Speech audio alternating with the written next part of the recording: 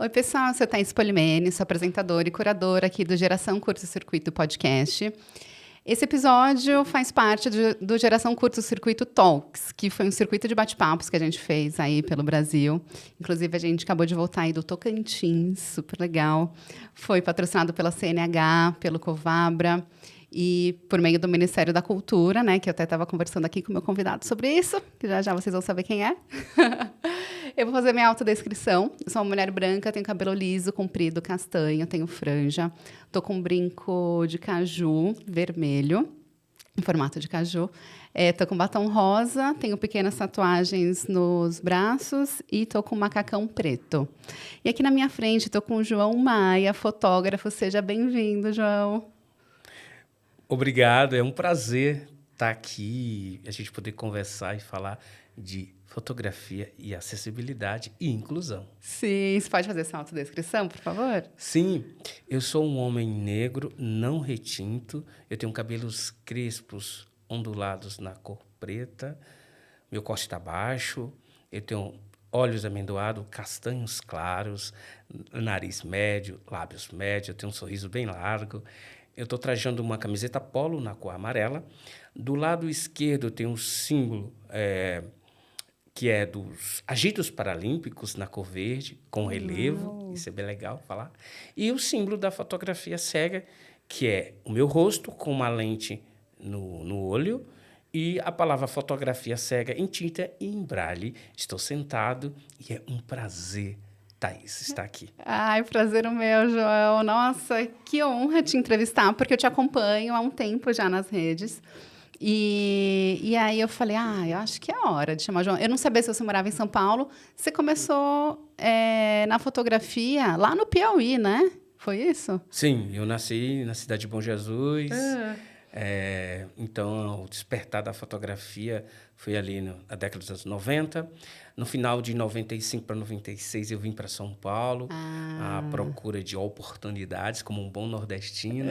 Meus irmãos já estavam morando aqui, então eu vim para São Paulo para tentar uma vida melhor, mas ainda não tinha a deficiência visual. Tá. E essa paixão pela fotografia era sempre andando com a câmera na mão pelas ruas de São Paulo e fazendo bastante cursos livres de fotografia numa época que era do filme, né? Ainda. Nossa, eu sim, sou dessa geração. Eu também. Sabia que o Piauí é o único estado do Nordeste que falta visitar? Então, Nunca recomendo. fui. Você tem que conhecer o nosso Delta do Parnaíba, Tá. também conhecer a Serra da Capivara, São Raimundo Donato, o Museu do Homem Americano. A gente tem muitas belezas lá, que a gente tem a questão do Cerrado, da Caatinga, mas também temos litoral, é um dos menores litoral do Nordeste. Sim. E temos um litoral incrível. E tem rio também? Muitos rios. A gente rio, tem né? um dos grandes rios do Piauí, é o Rio Parnaíba. Ele divide o estado do Piauí e o estado do Maranhão. De uma margem a outra. Maranhão eu já fui algumas vezes. Fui lá para os Lençóis maranhenses. Maravilhoso. Eu conheci os Lençóis maranhenses o ano passado e tem a Rota das Emoções, que é Maranhão, Piauí e Ceará. Aí você escolhe como que você quer começar, pelo Maranhão ou pelo Ceará. E é um passeio incrível. Eu já fiz a primeira rota, que foi os Lençóis Maranhenses, e agora falta fazer a segunda rota e a terceira, que seria Piauí e Ceará. Falta o Piauí? Não, eu conheço o Piauí, né? Eu Mas conheço só o litoral, rota. mas falta fazer essa rota como turista, conhecer o delta do Parnaíba. O nosso delta também, que a gente tem um dos maiores delta a céu aberto do mundo, eu não conheço ainda. Eu conheço as praias, que são maravilhosas, mas ainda não conheço o delta. Olha, precisamos ir mesmo. Nossa, eu vou colocar na minha programação para conhecer o Piauí, porque eu amo os estados do Nordeste, são maravilhosos. E por que, né? Falta o Piauí, então vou lá. Tipo assim, Thaís, eu fiz esse acordo comigo mesmo, que todo ano, no mês do meu aniversário, eu me dou de presente um pacote de turismo. E esse ano, né, a minha rota de turismo vai ser o Pará. Vou conhecer Belém do Pará, né? Que demais. Quando é o seu aniversário? E meu aniversário é dia 23 de novembro e eu vou fazer tá 50 anos e a chegando. gente tem que Parabéns. comemorar com muita classe. Super. O Pará só foi para Alter do Chão. Sim, Já ouviu lindo, falar? sim. A minha cunhada, a minha sobrinha. Eu estou indo para a casa da minha sobrinha, né? A Gabriela, que ela é arquiteta e está morando lá em Altamira. E ela já me convidou também, disse que é lindo Alter do Chão. Nossa, maravilhoso. Ai, Brasil, né? Amo o Brasil. E eu fiquei com uma curiosidade. Você se interessou pela fotografia lá no Piauí, mas você hoje trabalha com fotografia de esporte. Eu imaginei, nossa, alguém que vem de um lugar tão lindo, o normal, o comum seria trabalhar com fotografia de paisagens, né? Como que foi esse interesse por esporte? Então, Thaís, quando eu me tornei uma pessoa com deficiência visual, eu me ingressei nesse universo paralímpico. Na minha juventude, quando eu não tinha deficiência, eu nunca tinha praticado esporte. E eu vim praticar esporte depois que eu fiquei deficiente. E nesse processo de reabilitação, eu aprendi a gostar do esporte. Eu comecei pela natação, fui para a corrida de rua, depois fui para o atletismo. Então, eu percebi que tinha uma abertura ali. Falei, poxa, eu comecei a fotografar meus colegas em competições e via que não tinha muitos fotógrafos registrando. Falei, é aqui que eu vou poder construir a minha carreira como um profissional. Eu, uma pessoa com deficiência, fotografando pessoas também com deficiência e atletas de alto rendimento. Pois é, gente. Isso é importante deixar. Porque claro. os atletas paralímpicos brasileiros são os que mais trazem medalha, né? Sim. Agora, em Paris, a gente teve uma 5ª colocação maravilhosa. Em Tóquio, eu também tive presente na cobertura dos Jogos Paralímpicos. A gente ficou em 8º lugar. Então, assim, a tendência é que para 2028, em Los Angeles, a gente esteja aí. É minha torcida, eu acho que é a torcida de todos os atletas, pelo menos em 3º lugar. Claro. E eu fiquei curiosa para saber como que você entrou pelo esporte. Foi pela Fundação Dorina Novio ou não? Não, a fundação hoje, eu vou contar um pouquinho da minha história com a fundação. Legal. Nesse processo da perda da visão, a gente precisa ser reabilitado. Então, eu procurei a instituição, a fundação. Então, lá eu passei por esse processo de aprender o braille, que é muito importante, que é a escrita. Aprendi também andar na rua com a autonomia que a gente fala que é o curso de mobilidade, andar com a bengala longa. Tá. E aí eu vou só abrir um parênteses, Thaís, que as pessoas no dia a dia, muitas pessoas não sabem mais. Existe a bengala branca, para aquela pessoa que é cega total. Existe a bengala branca, mas ela tem lá embaixo, na ponteira, a cor vermelha, que é surdo-cego. E tem a bengala verde para as pessoas com baixa visão. É muito importante a gente trazer essa informação. E aí, eu fiz esse processo de reabilitação, aprendi a atividade da vida diária, que é a atividade da vida autônoma hoje, que é como fazer um cafezinho, limpar sua casa, cuidar da sua vida e cuidar também da sua casa. Olha, aprendi essa questão também lá na fundação. Você tem fisioterapeutas, você tem psicólogos, você tem toda uma equipe que vai te preparar, vai te habilitar e reabilitar para uma nova vida. Nessa época, lá em 2005, se eu não me engano, eu também tive a oportunidade, Thaís, de conhecer a Dona Dorina. Hoje, a Fundação Dorina no Rio, ela tem 78 anos, né? E eu conheci ela. E aí, olha como é que é as coisas. Eu estava dando uma palestra, fazendo um trabalho voluntário, em prol da Fundação, e lá eu encontrei hoje ela não é mais a presidente do conselho, a dona Ica Fleury, mas ela participa do conselho. E ela me fez um convite. João, você quer participar do conselho da Fundação Dorina no Rio para Cego? Eu falei, dona Ica, é muita responsabilidade. Posso pensar? Pode, João. E hoje eu participo do conselho da Fundação Dorina no Rio, com muito orgulho, da instituição hoje que tem 78 anos, que hoje a gente está trabalhando com esporte estamos incentivando e apoiando o esporte paralímpico, uma equipe de goalball, que é do CADEVI, e uma equipe de atletismo, que é a Nauru.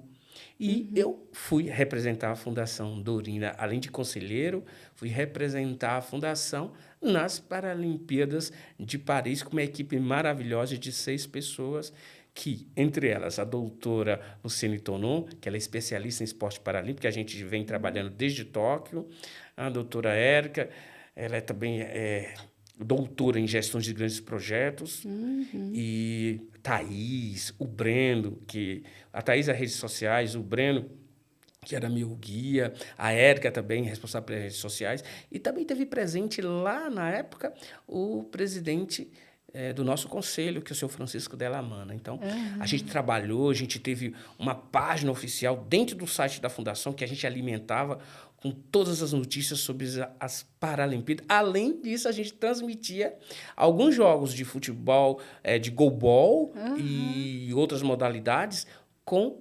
audiodescrição. Então, isso é muito importante também, na audiodescrição. Algumas pessoas não sabem o que é audiodescrição. Você pode explicar? A audiodescrição, Thaís, é quando a gente transforma imagens em palavras. Vou te dar um exemplo.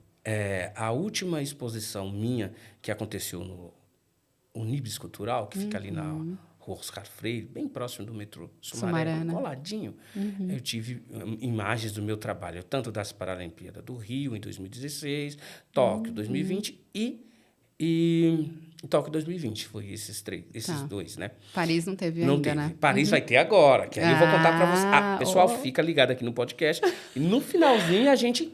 né? Vai dar essa notícia legal, vai falar dessa exposição, que vai acontecer no Livro Escultural, em primeira mão. Uau!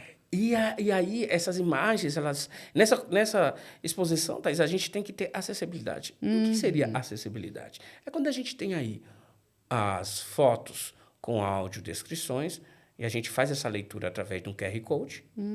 Temos o Braille, as legendas em Braille, então, ou imagens táteis. Então, para ser considerada uma exposição acessível, ela tem que ter isso aí, para que as pessoas cegas ou com baixa visão possam compreender, entender, sentir, ouvir a exposição. E não são todas as exposições que tem, né? Assim, quando a gente vai em exposição, nem todas têm acessibilidade. Ou você percebe que a maioria tem tido?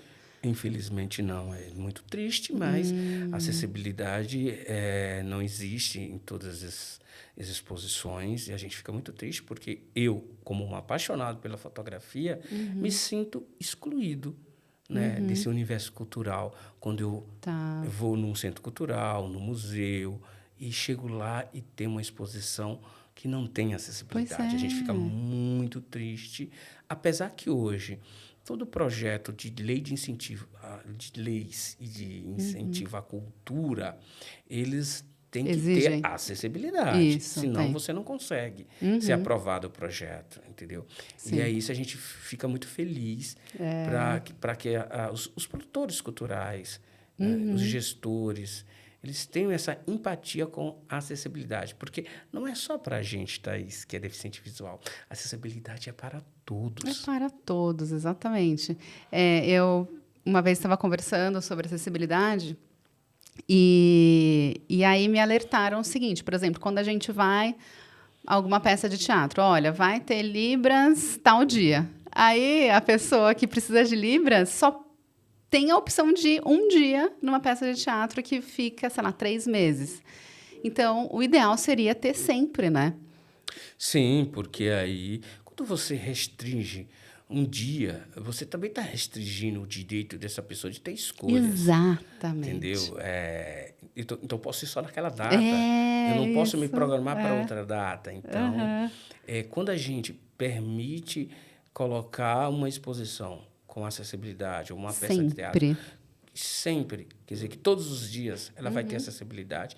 E isso a gente está, de fato, incluindo as pessoas com deficiência, para que elas possam participar, de fato, e assistir, e alegrar-se também, se emocionar, porque o teatro é outra maravilha.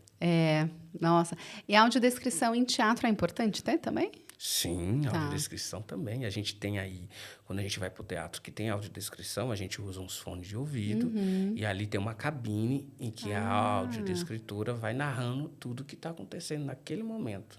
Ótimo, E bom tem saber. umas peças de teatro que, antes de começar a apresentação, a gente vai conhecer os figurinos, os atores, entender todo esse contexto. É maravilhoso a audiodescrição. De fato, ela inclui, ela não exclui. Não, exatamente. E você comentou sobre as Paralimpíadas. Como é essa experiência de fotografar uma Paralimpíada? Thaís, minha terceira Paralimpíada. É emocionante. A primeira foi no meu país, Brasil. Nossa, já começou. Eu comecei bem. É. E foi aonde a minha história foi contada em mais de 30 veículos espalhados pelo mundo, a minha primeira participação. A minha segunda participação, que foi o Japão, foi emocionante, porque foi uma época de pandemia.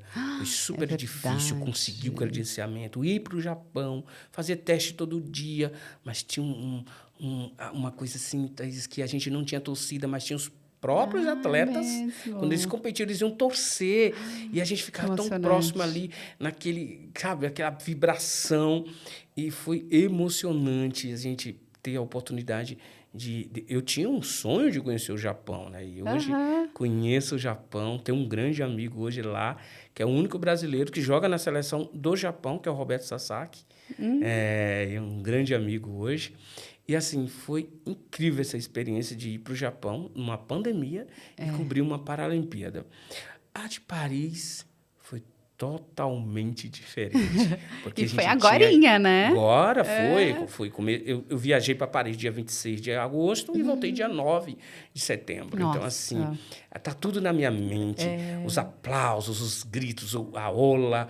Então, assim, foi emocionante porque todas as arenas estavam cheias de gente, cheia e vibrando. E o pessoal aplaudindo os atletas. Então, é emocionante. Que pena, eu sempre falo isso, que pena que os grandes veículos, principalmente as grandes TV abertas, elas não transmitem as Paralimpíadas. Igualmente, elas transmitem os Jogos Olímpicos. Porque é incrível. Quem foi uma Paralimpíada nunca mais vai deixar de ir uma Paralimpíada. Vai querer ir em todas. Então, a abertura da Paralimpíada de Paris foi na Champs-Élysées. Foi, assim, emocionante. E o encerramento foi no Estádio de França, que foi, assim, 80 mil pessoas. Uma energia, uma coisa, assim, de outro mundo. E aí a gente vem para essas questões. Paris é uma cidade acessível? Não. Não. Infelizmente, as estações mais antigas não têm acessibilidade. Eu andei muito de trem em Paris. Metrô, principalmente os trens. Os metrôs lá são muito antigos. E cara, não tem nenhuma acessibilidade para os cadeirantes. Não tem elevador, não tem rampa. Não, é verdade. Não tem banheiro acessível. É terrível os metrôs antigos de Paris. São antigos. Já os novos, não. São igual aqui a linha amarela. Tá. Super modernos, tem escada rolante, tem elevadores, entendeu? Então, a rua é igual São Paulo. Tem alguns lugares que você vai ter um pouquinho de mais acessibilidade. Exemplo, a Paulista. Você tem piso tátil em toda a Paulista. Sim. Em Paris, um único lugar que eu encontrei piso tátil foi justamente no INJA, Instituto de Jovens Nacional de Jovens Cegos de Paris. Só lá? Só lá que eu encontrei. Na rua? Nenhuma rua? Na Champs-Élysées, lá, naquela que é famosona. Então, na Champs-Élysées, eu não vou te precisar agora, porque assim, a gente, como era imprensa, a gente não veio pela avenida. A gente tinha uns locais específicos para entrar. Então, e devia estar muito cheia também. Eu não posso te afirmar que tem ou não, mas eu acredito, por ser a Champs-Élysées, tem que ter acessibilidade como a nossa Paulista. Né? Claro. E assim, Paris é uma cidade grande, como São Paulo, mas eu vi 2 semáforos sonoros, como aqui em São Paulo a gente vê poucos também semáforos sonoros. Então, os ônibus, a gente teve a oportunidade de andar em alguns ônibus que seriam chamados coletivos, que a própria imprensa tem acesso também. Percebi que tem alguns ônibus que, sim, têm acessibilidade. Então, assim, São Paulo, não está diferente de outros países grandes. A gente fala com muito orgulho disso, sabe? Essas oportunidades que eu já tive de viajar pelo mundo, a gente está bem na questão da acessibilidade. Olha, que não, bom. não estamos o que seria o correto, o ideal, o perfeito, Sim. mas Estamos no bem. caminho. O nosso metrô, em relação a Paris, Eu também acho. apesar da gente ter menos estações, né, menos ramais, mas a nossa acessibilidade é maravilhosa. Eu lembro, eu fui há mais de 10 anos, assim, para Paris. Eu lembro que o metrô, especificamente o metrô, eu achei um absurdo. Porque a gente tinha que abrir a porta, tinha uma alavanca. Continua do mesmo jeito. Continua do mesmo jeito. Ou a alavanquinha ou o botão. Meu tanto para quem está Deus. dentro como para quem fora. E você percebeu que os túneis eles não são quadrados igual aqui no Brasil. Eles são meio redondos. E parece que está te achatando ali. Verdade. E eles fazem um barulho... sabe, um barulho infernal, sabe? Não sei se tu percebeu o barulho dos metrôs. Sim. É incrível. É igual um trem, né? É igual um trem. E aquelas curvas. Umas curvas, assim, absurdas. Então, assim, eu achei, quando fosse, nossa, eu vou para Paris. Isso. Não, o metrô lá, mais antigo, é engraçado. Eu falava que eu estava indo no trem da Zona Leste. Estava indo para a Zona Leste com aqueles trem barulhentos, aqueles trens mais antigos que tinha aqui em São Paulo, que nem trem mais barulhento aqui em São Paulo tem. São todos trens novos. É verdade. Então, eu vou falar para você. Eu estive em Paris, eu tinha uma percepção quando eu chegasse de Paris, mas eu vi que uma cidade é uma metrópole, então não é aquele glamour que eu achava que era Paris. Né? Não sei se é porque eu trabalhei muito, zero passeio, só trabalho. Eu saía às 7h, 7h30 lá do apartamento que a gente estava junto, a equipe. A nossa equipe era 4 sentidos de uma visão. E voltava às 11h30, meia-noite. Ia dormir todo dia 1h. Meu Deus. Então, assim, muito trabalho, mas... Você não achou o glamour? Mas eu também não achei, não. De Paris. Não achei. E eu fui a passeio, eu também não achei tudo isso, não. Não achei o glamour. Achei uma cidade que, para quem consome produtos, tipo, no supermercado, eu achei super acessível, apesar de ser o euro, mas comer fora... é super caro. Eu só comia crepe. Adorei. Você comeu crepe de rua? De rua, exatamente. Me apaixonei por aqueles Era crepes só de isso rua. que eu comia. Parece uma pizza super recheada. Nossa, eu comi. E lá a gente foi no... Eu não sei falar agora o nome do bairro, eu não me lembro, mas assim... O dono daquela barraca lá, ele falava em português. Acho que tanto brasileiro que ia lá, ele falava em português, assim, mas é incrível. Me apaixonei pelo crepe. O crepe é maravilhoso. Mas quando você comentou, né, das Paralimpíadas, tudo, eu tenho uma curiosidade. O fotógrafo da Paralimpíada, né, ou das Olimpíadas também, ele se especializa em um esporte ou não? Pode fotografar todos os esportes? Olha, no total, se eu não me engano, espero que não esteja falando errado, foram 23 modalidades. Nossa. O Brasil, ele participou nas Paralimpíadas, não sei se foi 21 ou 20 modalidades. Nesse total, eu só consegui fazer, acho que, 8 modalidades. Mas você poderia fazer todas? Todas. O problema é que você tem que ter escolhas. Tem datas, tem horários. Sim. E você não consegue estar no mesmo lugar ao mesmo tempo. Vou dar um exemplo. Teve o futebol de cego e teve o judô. Só que o futebol de cego, nesse horário, ia ter o Brasil. Exemplo, Brasil e Argentina. Lá no judô também ia ter brasileiros. Aí você tem que escolher. Então, o difícil de uma Paralimpíada é as escolhas que você tem que escolher. Então, nessa Paralimpíada de Paris, eu tive uma particularidade. Eu fotografei muito o atletismo. Fui muito por Stade de France. E fotografei também a natação, o judô, o goalball, futebol de cego, o goalball masculino, o goalball feminino. Então, eu dei prioridade também para todas as modalidades que tivessem pessoas com deficiência visual. Né? Puxei sardinha para o meu lado. Sim, Então, mas é incrível, assim, tudo acontecendo ao mesmo tempo e você... e não era perto o deslocamento. Eu levava, no mínimo, saindo da onde a gente ficou, no apartamento que a gente alugou, até chegar no centro de Paris, a gente levava, no mínimo, 1 hora, 1 hora e 10. Nossa. E depois de deslocar para essas arenas. Então, o deslocamento não era fácil. Tinha lugares que era bastante longe mesmo, mas é lindo. Assim, as oportunidades que eu tive de conhecer alguns lugares históricos em Paris. A torre é linda. Eu conheci... eu tive momentos que foi pela manhã, pela tarde, pela noite, entendeu? Então, assim, tive a oportunidade de conhecer o Rio Sena, né? À noite, pela manhã. Então, assim, foi uma experiência incrível. Quero ter uma oportunidade de conhecer Paris como turista. Sim. Não trabalhando, porque não aproveitei como deveria. E tem bastante coisa lá, né, para aproveitar. E no Rio também, como foi a experiência? Você percebeu alguma diferença entre fotografar no Rio, fotografar em Paris?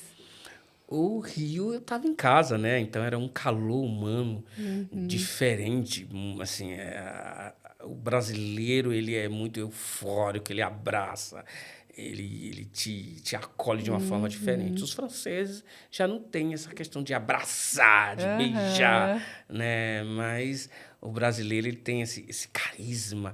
Então, quando eu comecei a ter matérias minhas vinculadas nos veículos de comunicação, as pessoas me paravam, queriam tirar foto, né? E tinha essa vibração boa. Não que em Paris a gente também teve esse reconhecimento andando, principalmente brasileiros, que me paravam e falavam, nossa, eu gosto do seu trabalho, eu te acompanho. Estou muito feliz de você estar aqui em Paris fazendo a cobertura. Então, assim, foram momentos diferentes, mas cada um teve a sua importância na minha vida. O Rio, Tóquio, Paris. Tóquio deve ter sido mais diferente, né? Por causa da pandemia. Sim, foi muito diferente mesmo, Nossa. porque você sentia o silêncio. Em determinada modalidade, você sentia o silêncio, mas era eufórico porque você também vibrava com a conquista dos nossos medalhistas, quando conquistavam a medalha de bronze, prata. A emoção da conquista A emoção é a da mesma, conquista né? é a mesma, independente se tem torcida ou não.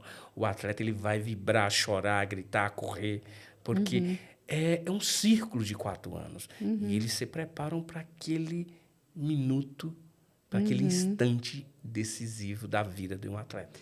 E por falar em preparação, como é a sua preparação para fazer as fotografias das Paralimpíadas? Então, a gente monta o projeto, né? Primeiro, corre atrás dos apoiadores, escolhe uma equipe legal, né? E aí, quando sai ali, quando todos os atletas são aprovados, a gente tem como se fosse um catálogo com a história de cada um desses atletas. Que legal. E aí você vai saber a história dele, de onde ele nasceu, como é que ele ficou deficiente, quantas medalhas já ganhou, quantas participações já teve em Paralimpíadas. E aí a gente vai estudando. E aí, conforme o desempenho, tem atletas que você sabe que ele vai estar lá e vai ganhar medalha. Tem outros que você sabe que vai ser uma surpresa, né? Então, a gente estuda sobre o atleta que a gente quer fotografar, a gente discute, a gente faz uma planilha, os dias que a gente vai estar. O primeiro dia vai ter abertura, segundo dia você vai cobrir o quê? Natação, atletismo, e aí a gente tem uma planilha, a gente segue uma planilha, a gente vai brifado, todo dia a gente já sabe quando acorda o que é que a gente vai ter que cobrir. E você precisa ir antes no lugar onde vai ter aquele esporte? Seria bom. Seria bom, mas, né? infelizmente, a gente não pode perder esse tempo. Então, o que eu faço? Tá.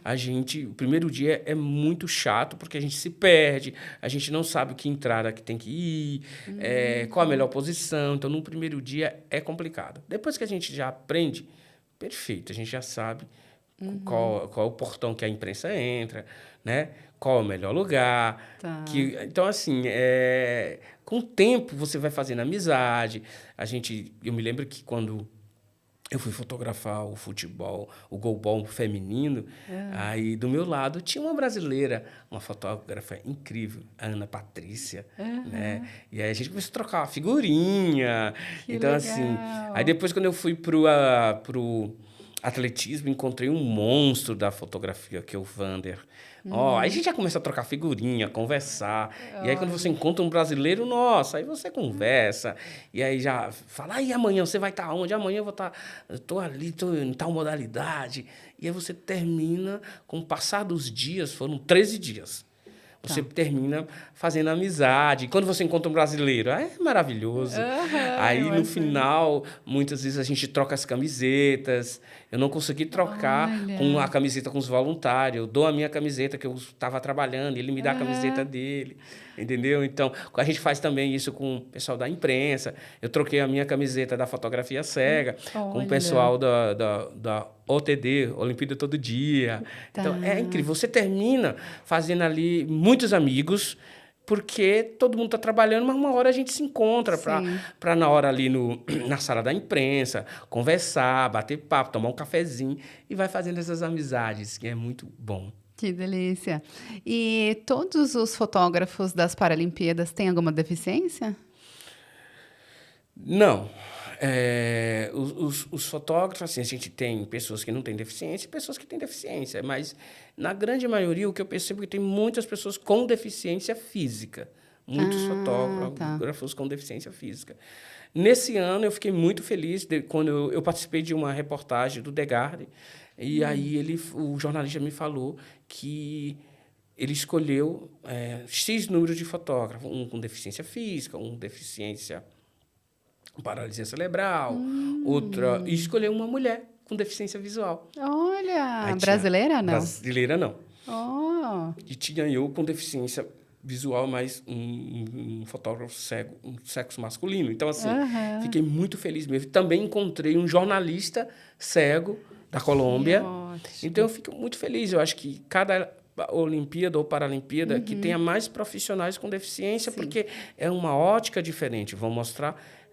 vão contar a história através da ótica de uma pessoa com deficiência também. Eu sempre falo, né? Aquela frase nós por nós é a melhor, né? Nada sobre nós sem nós, né? Isso. E você tem vontade de fotografar a Olimpíada? Tenho. Estou aberto. Se alguma empresa, algum patrocinador quiser me patrocinar, fiquei muito feliz. Eu estava conversando nessa semana com um fotógrafo, amigo, e ele falou o seguinte: João, vamos dar exemplos. Nas Olimpíadas, a gente conseguiu alugar um apartamento para X pessoas. Quando a gente dividiu o aluguel para os fotógrafos, saiu R$8.000 para cada um. Já nas Paralimpíadas, a gente conseguiu dividir aquele aluguel, saiu R$2.000 para cada um. Uau. Então, você vê a diferença de preços. Nas Olimpíadas, tudo é mais caro.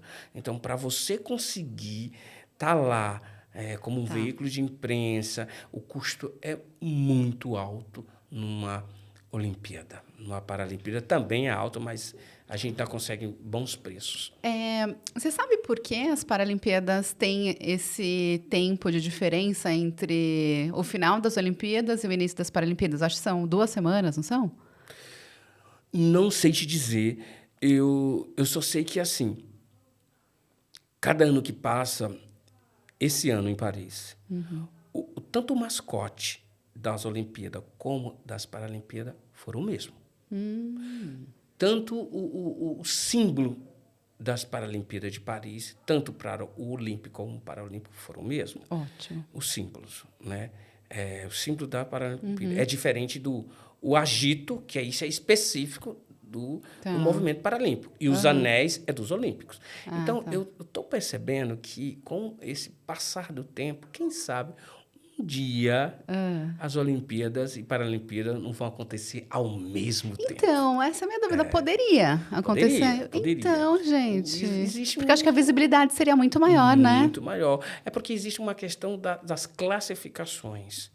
Porque aí você tem uma pessoa, uma pessoa que é deficiente visual.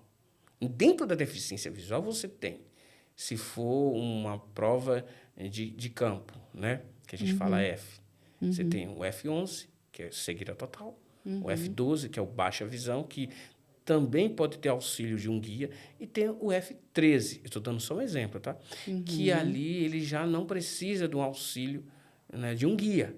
Então, é uma logística meio complicada para você juntar cada atleta com cada categoria, classificação, entendeu? Entendi. Por isso que acho que ainda hoje não se permite isso, que as Olimpíadas seja junto com as Paralimpíadas. Tá, porque tem alguns detalhes, Tem esses né, detalhes específicos. aí, né?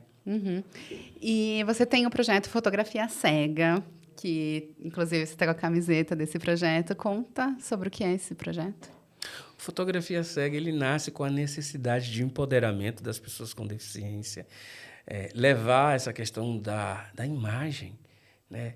E as pessoas se apropriar da imagem. Então, nas minhas oficinas, eu ensino tanto para a pessoa com deficiência, como a pessoa sem deficiência, como fotografar, utilizando as suas percepções auditivas, olfativas, táteis, e não utilizar a visão. E dou muitas palestras aí pelo Brasil, né? E levo também as minhas exposições. Então, esse é o projeto Fotografia Cega. Então, inclusive, democratizar a fotografia para todos, né? Uma fotografia inclusiva, uma fotografia que tem a arte como uma forma de incluir as pessoas. Perfeito. E não só para pessoas, por exemplo, com baixa visão, pessoas cegas também. Cegas, baixa visão. E eu já tive a oportunidade de ministrar oficinas de fotografia, tá? Para pessoas com diversas categorias de deficiência. Então, isso é muito legal. Você unir ali a deficiência intelectual, né, a síndrome de Down, o autista, auditivo, a pessoa com deficiência física. Então, já tive a oportunidade de ministrar oficinas, não só para o público com deficiência visual, mas também para outros públicos. É muito bom. Sim. E eu acho que você comentou, né, que você tem alunos que não têm deficiência visual. Isso deve ser muito legal também, né? Porque não só para pessoas com deficiência você pode ensinar. Sim. Né? Eu me lembro que o meu editor de imagens hoje, que é o Marcelo Santana, o Maguchi, que é incrível, quando a gente se conheceu, ele foi assistir minha primeira oficina de fotografia no Sesc Itaquera. Que e legal. ali ele falou, cara, hoje eu não olho mais a fotografia com esse olhar somente da visão. Eu olho também com o olhar do coração, como eu falo, com as percepções. Então, é se desconstruir. Por isso que eu acho que a fotografia, a gente precisa se desconstruir. Então, quando alguns fotógrafos vêm participar das minhas oficinas, eles também querem se desconstruir do olhar, né? E utilizar mais as percepções e o coração para fotografar. Sim. E o que a gente estava falando da inclusão, né? Acho que a inclusão é também isso, de todos os públicos estarem no mesmo ambiente. Então, não é só pessoas com deficiência fazendo aula com pessoas com deficiência, não. É todo mundo junto, né? Precisamos sim, precisamos incluir, porque não adianta você convidar uma pessoa com deficiência para uma festa, né, e deixar ela no canto. Você tem que convidar ela para a festa e também convidar para ela dançar. E aí, dessa forma, a gente está incluindo. Então, quando a gente compartilha o conhecimento, eu fiz uma oficina maravilhosa lá no Rio de Janeiro esse ano, em que vieram bastantes alunos do Benjamin Constant, que é uma instituição de referência, né, na reabilitação das pessoas com deficiência lá no Rio de Janeiro, que foi criado por Dom Pedro. Uau!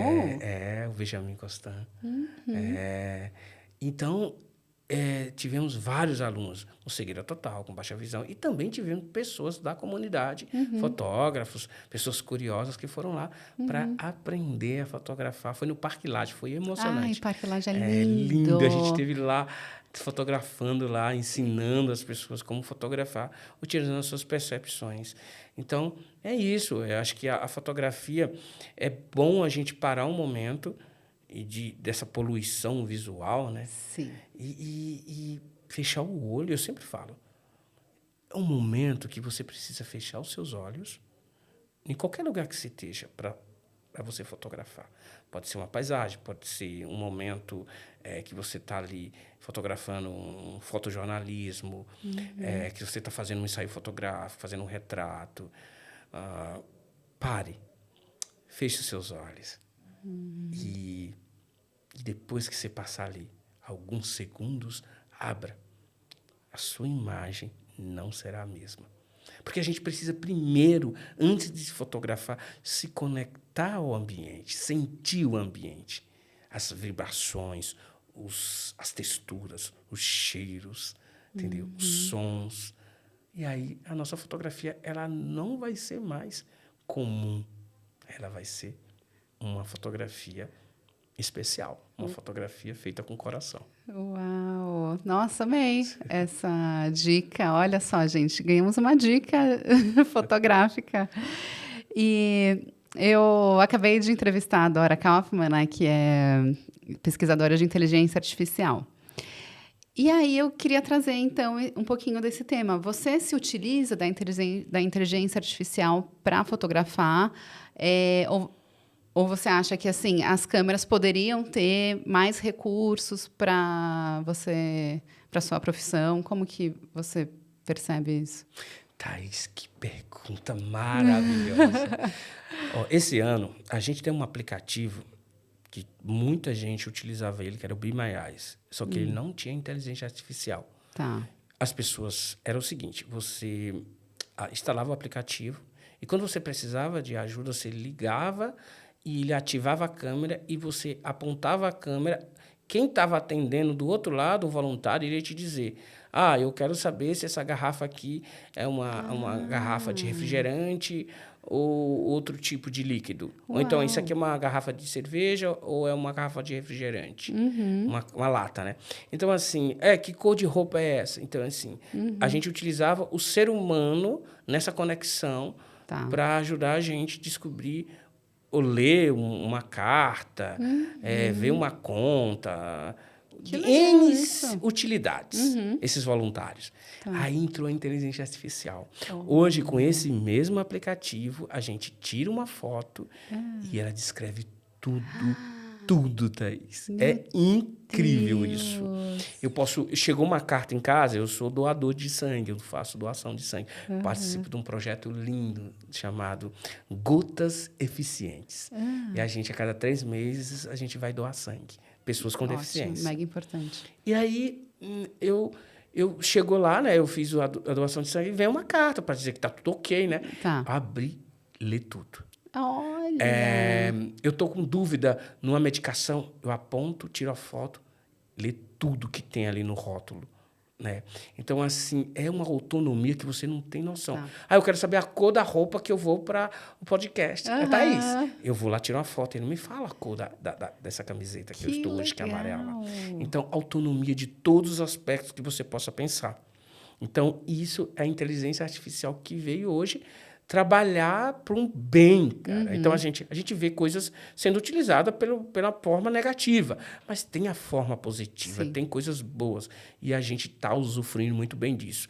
Aí que vem a questão das câmeras fotográficas. Você já pensou se uma câmera profissional já vem instalado nativamente essa inteligência artificial? Eu ia, pular de alegria. Porque eu consigo fazer isso com o celular. Eu aponto, tiro a foto e ouço a descrição de tudo que está ali na minha frente.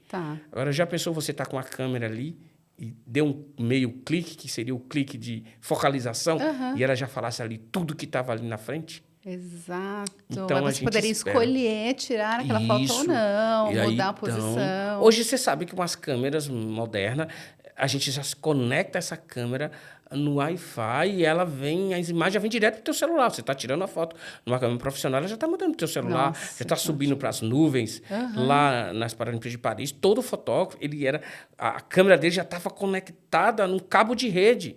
Ele tirava a foto, naquele exato momento, já subia essa imagem, já ia para o pessoal da edição. Nossa! Entendeu? Então, assim, a inteligência artificial hoje é uma coisa positiva para as pessoas com deficiência visual. Que bom, ótimo. Nossa, perfeito saber. Eu ouvi um podcast que você participou, que você comentou que algumas marcas de câmera oferecem nas Paralimpíadas as câmeras para os fotógrafos utilizarem. Sim. Que legal, gente. Sim. Não sabia. Você pode ir para, eu fui agora para Paris, né? Você pode não levar nada de equipamento. Então... Eles emprestam tudo. Claro, não o cartão, né? Mas o restante, baterias, objetivas. Então, assim... Mas a gente leva, porque a gente tem um apego aos nossos equipamentos. Mas, claro, vai ter lentes lá de 800 milímetros, 1000 milímetros. São lentes caríssimas, que você... Não há necessidade de você ter uma câmera dessa, uma lente, uma objetiva dessa. Então, a gente... Lá é o parque de diversão para fotógrafo mesmo. Assim. Tanto os maiores patrocinadores nesses mega eventos, tanto olímpico como paralímpico, é a Canon ou a Nikon. Eu utilizo os equipamentos da Canon e aí... Nossa, eu fiz foto com 400 milímetros fixas, 300 milímetros fixa. É muito bom, sabe? Você ter uma gama de equipamentos. Tive amigos fotógrafos lá que fotografou com o lançamento da Canon, a R1, né? Outros fotografaram com a R3, entendeu? Então, assim... As mais modernas. Mais modernas. Então, nessa época, das Olimpíadas, os grandes fabricantes de câmeras fotográficas, eles lançam câmeras novas lá e a gente testa essas câmeras. Uma oportunidade ótima para os fotógrafos e para eles também, né? Para a marca também, né? Não, é maravilhoso. Assim... deixa eu te contar outras particularidades das Paralimpíadas. Sim. Os pins, já ouviu falar nos pins? O broche, assim? Tá. Aquilo é como se fosse uma joia. Eu me lembro que em Paris, eu fui comprar uns pins. A gente vai comprar quando está na promoção, né? Quando está acabando as Paralimpíadas, eu fui lá ver um pin, 10 euros, 15 euros. Uau! Entendeu? E a gente troca. Eu ganhei pin de outros países, de outras delegações. Então, a gente coloca assim no cordão do crachá cheio de pins, cada um mais lindo do que o outro. E você tem vários? Tenho vários lá em casa, assim, tanto do Rio, Tóquio e agora Paris. Então, assim, são joias que todo mundo nas Paralimpíadas quer trocar. Os pin brasileiros fazem um sucesso incrível. Todo mundo quer ter um pin do Brasil. As pessoas me paravam, eu levei para trocar mais ou menos uns 20, 25 pins.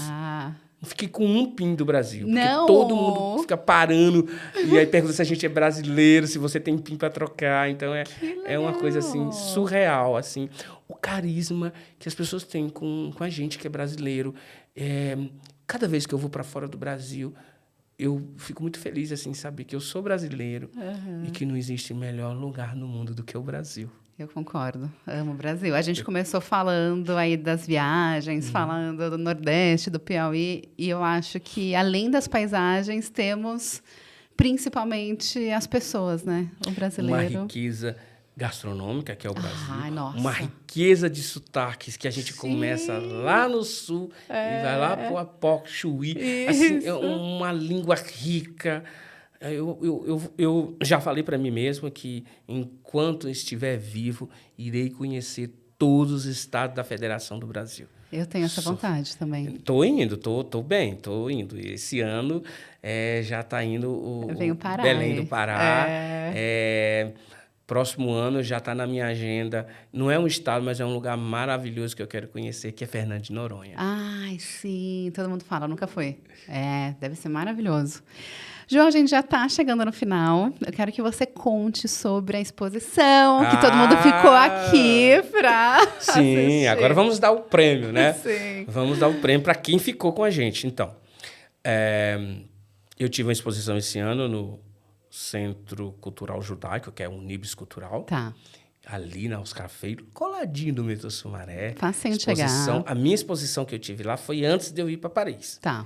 Foi linda, maravilhosa. E aí, vamos ter outra exposição. Eu não tenho uma data específica ainda, mas vai ser bem no comecinho de dezembro, que é justamente na Semana Internacional das Pessoas com Deficiência. Olha. Que aí vai ser aberta essa exposição maravilhosa com imagens de Paris, vão ter imagens também de outros momentos, mas o foco é Paris, com o quê? Com acessibilidade, audiodescrição, braille, espero que também tenham fotos táteis. Então, vai ser uma mega exposição. Você não pode perder. E ela vai ficar aí, no mínimo, 2 meses lá no Centro Cultural, que é um lugar super acessível. O Centro Cultural Unibis é super, super acessível. Super mesmo. Para as pessoas chegarem. É como se diz, saiu do metrô Sumaré, você tropeçou, caiu no Centro Cultural Unibis. Isso mesmo. Então, isso é o presente para quem ficou, para quem tem curiosidade de conhecer o meu trabalho e ver as minhas imagens. Mas também, quem ficou curioso, tem minhas redes sociais.